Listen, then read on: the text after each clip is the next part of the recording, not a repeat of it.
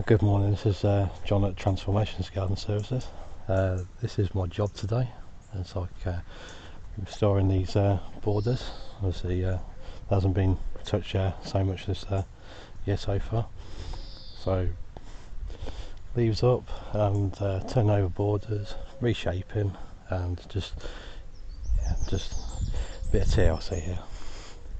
There's some big weeds that need to come out as well.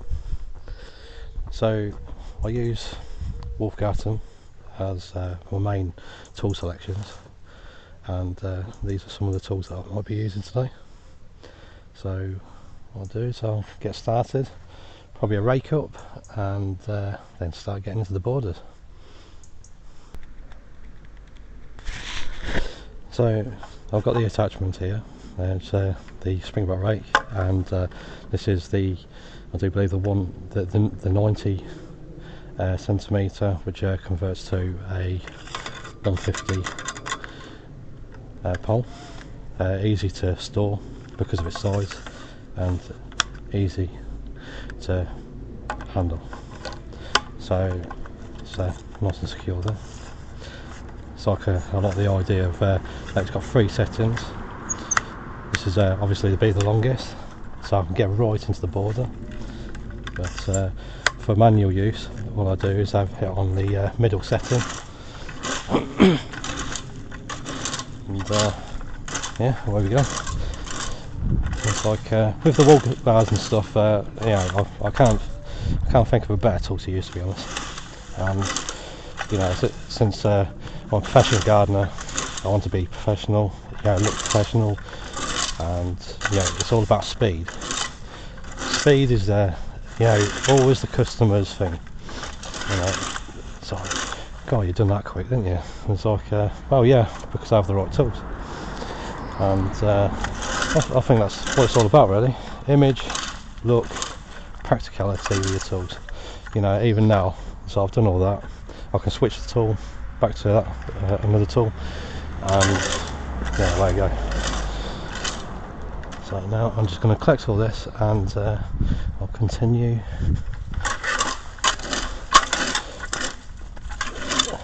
talking in a minute.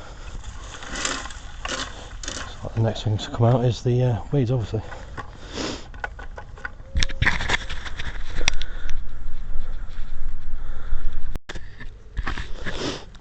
So back to the rake. One thing I do like about the rake is that I can use it just for picking up on a short handle. So there we go.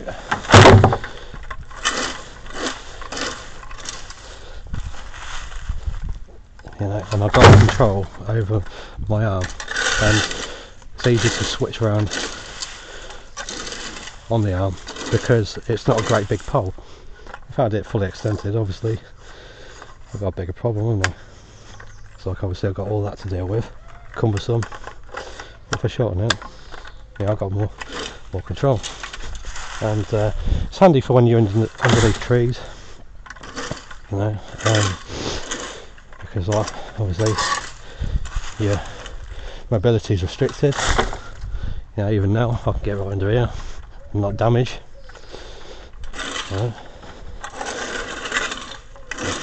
The aim is just to get a nice finish afterwards.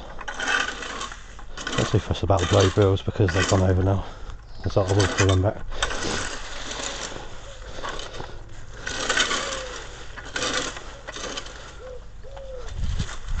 So just handfuls. And to be honest, the speed I work sometimes, I know I'm recording at the moment, but there's 3 bins here. I can fill them. I can fill them quite easily in a couple of hours.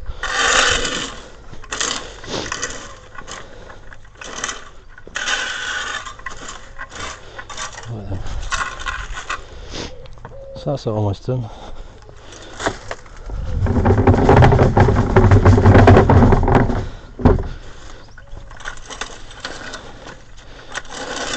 So the main thing for this part of the job is that it's presentation. We've got a front gate there, and passers by, it's perception, isn't it? It's like the customer doesn't want to have it looking tatty because yeah, because of the white gate and its location. People do stop to have a look. So yeah, I've even been told even comment on the work sometimes, which is good.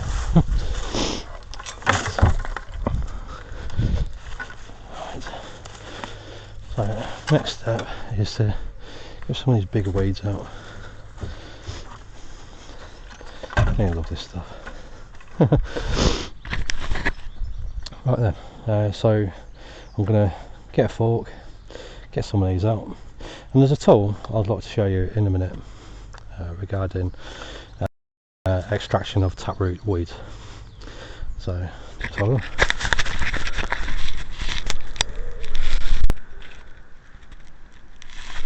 So this is the tool I was on about regarding the taproots I was on about. So this is the D handle, handy bit of kit if you ask me. That's one of the probably the second shafts that I got, well, third actually. So there we go. What we've got is there's a taproot. Force that down.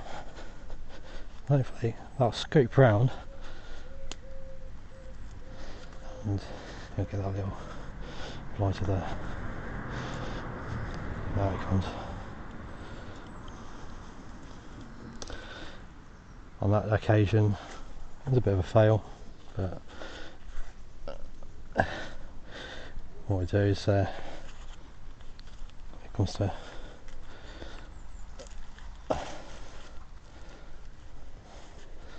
next time it'll come out.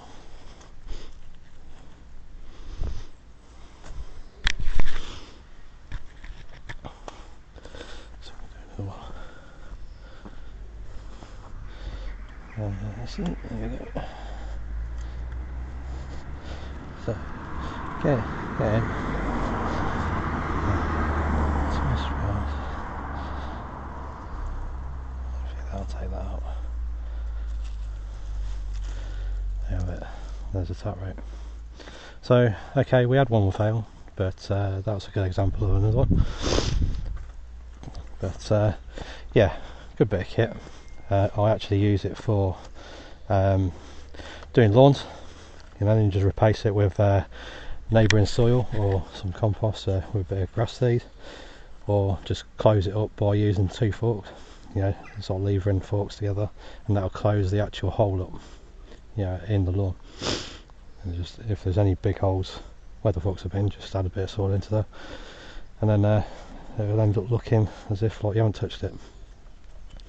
Yeah, overall I think it's a handy bit of kit.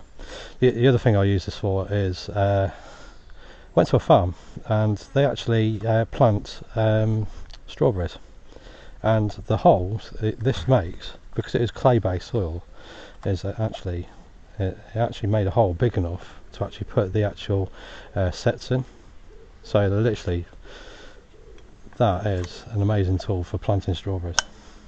So if you're going to grow your strawberries, yeah, give it a go, because like the root stocks they just fly straight in and you just close up. Yeah. So here we go. There's like sort of done some of the raking. So the next thing is get some of these little boys out. So these are saplings from some of the sycamores that are local, and you know, just want to tease those roots out really. So the hand weeding tool we've got here, sides engine for a lot of reasons. There's like there's a lot of functions to this hook. You know, obviously you've got the hook there to pull the roots. You've got a serrated edge there, believe it or not. So any stubborn roots that won't come back, you can actually try and cut with that as well. This is handy for, like the heel is handy for getting to corners. I want to use the actual the long section because it'll wear down, and you know, sort of, yeah, you'll shorten the life of it basically. So there's a couple of weeds gone with a weed hook. Easy attachment. This is my favourite handle because it literally is really sturdy, this one. There's other ones with like the button, which is further up here, and sometimes you catch it and it actually comes out. So yeah, I'll put the butt handle attachment button on that one. The other thing as well is you've got this long edge here, and say you've got some soil and stuff, just, you know, you're able to bash those roots, knock the soil out of the roots, yeah, with that. So that's quite handy as well. So you've got the reach as well, you know, because of the actual size. Regarding that, it's like, there's been times where I'd get my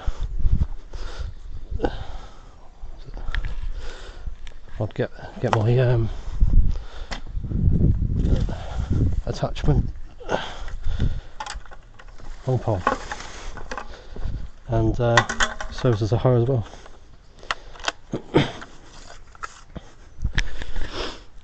Yeah, so it's on a long setting, so I can get right in. I'm going to get those weeds out in a minute, by the way. So just showing. Right, and the other thing, if you've got ivy, it's a good scraper for ivy. This will actually go obviously to the maximum of this, and then if you've got that on the bigger extensions, which is used for like your lopping of doing bigger trees, obviously, it will quite easily go on there, and you start pulling ivy off the walls. I've done that on a lot of operations, and it has saved me a heck of a lot of time. But, yeah. It's like, this is why I like Wolf Garten tools, is because they're so versatile. So back to this. We'll carry on. I was saying that's finished now, so I'm just going to lightly take the top off. Yeah, so you've got the balls left. These are from those other weeds.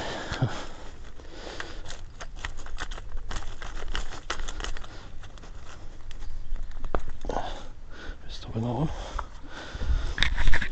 But making progress.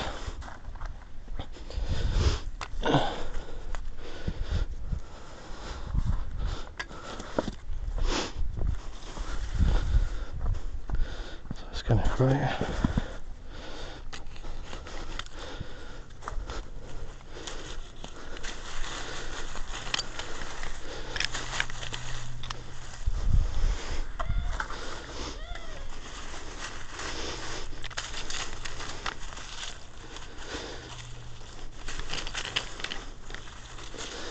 So even though I haven't got the bulbs out on that one, I've actually prevented it from seeding. At the moment it's about control, yeah, because this hasn't been touched for a while.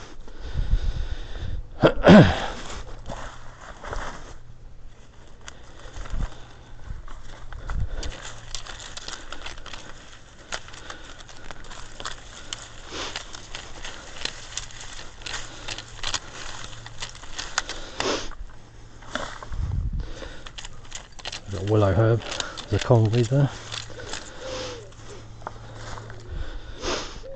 Bit of comfrey, borage, I say. More bluebells. I'm trying to keep those bulbs, so I try not to disturb those.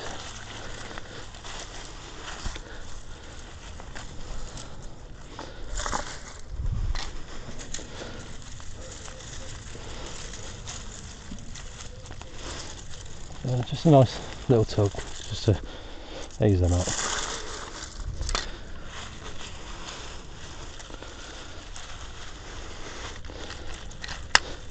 And if they do come out with a bulb, obviously it's not the right time to pull them. But the plant will actually tell you when it's time.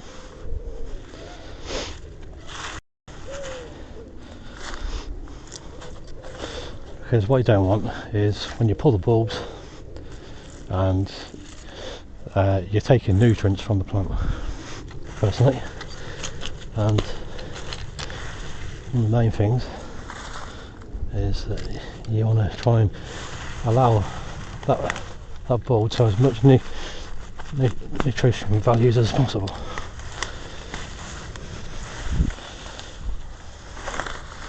Ready for next year.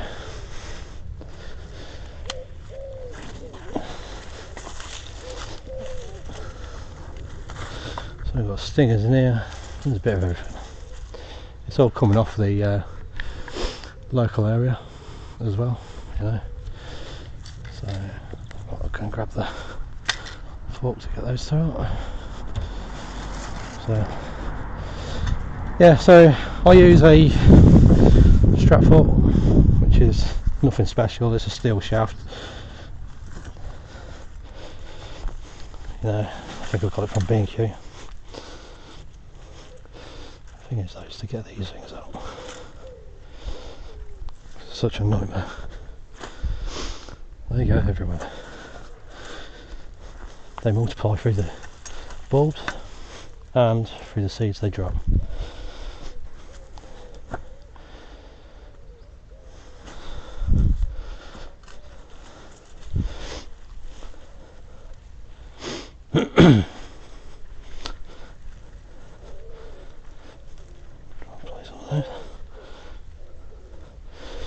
There's literally hundreds in here, so I'm not being too fussy about it. We're going the board. There's a wild geum there. It's a salvia of some sort. Just relocate itself. Ornamental stinger, should I say.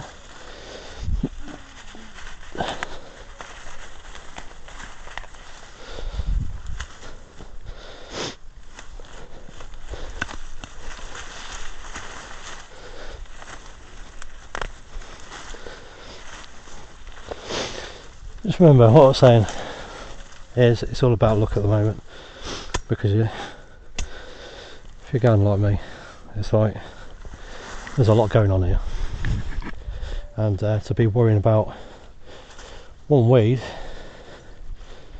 that you can potentially come back and rectify, you know, when it grows again, is quite easy thing to do, really. Because obviously I'll be here again.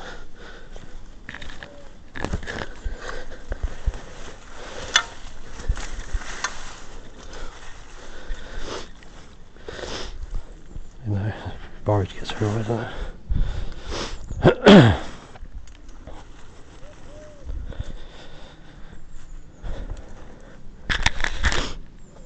Alright, so I'm going to have another rake over and spruce this bed up.